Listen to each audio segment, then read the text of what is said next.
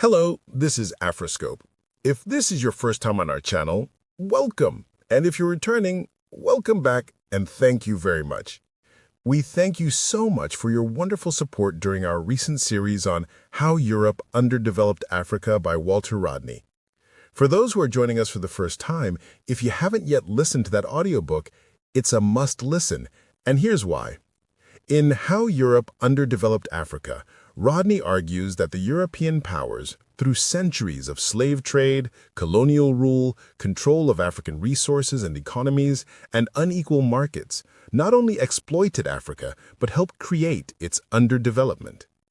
He explores how pre-colonial African societies did have development potentials, how the slave trade and colonial system disrupted them, how Africa's human and natural resources were siphoned into European growth, and how the structures imposed, monoculture, cash crops, export dependencies, left many African states vulnerable. Why you should spare time to listen to How Europe Underdeveloped Africa by Walter Rodney? Gain historical insight into how past events shape present realities in African states.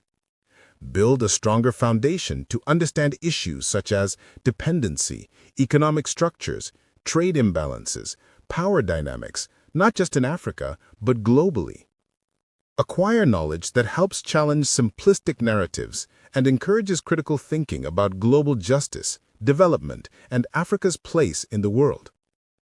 So, if you haven't yet, please check out the How Europe Underdeveloped Africa playlist on our channel, and you won't regret it. Oh, lest we forget, please kindly subscribe to our channel and turn on the notification bell so you will always get notifications of all our future works, just the new series we're starting. Like and share our work.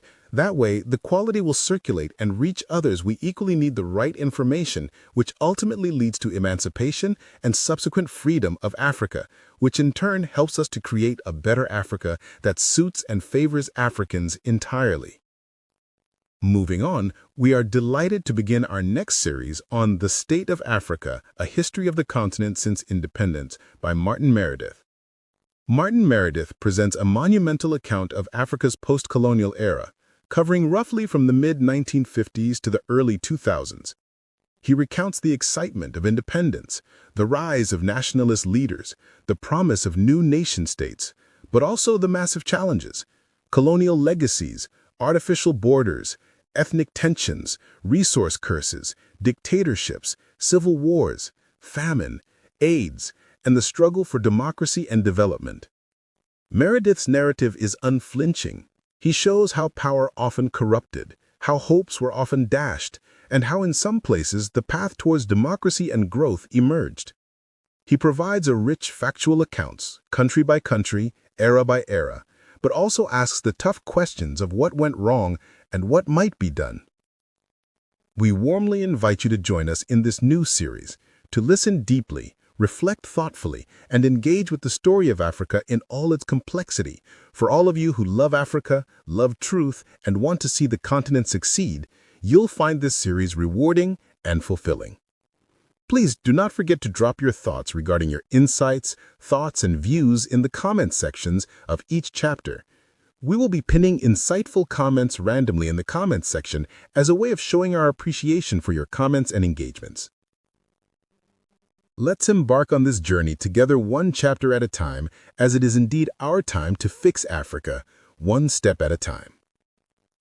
With that being said, let's start.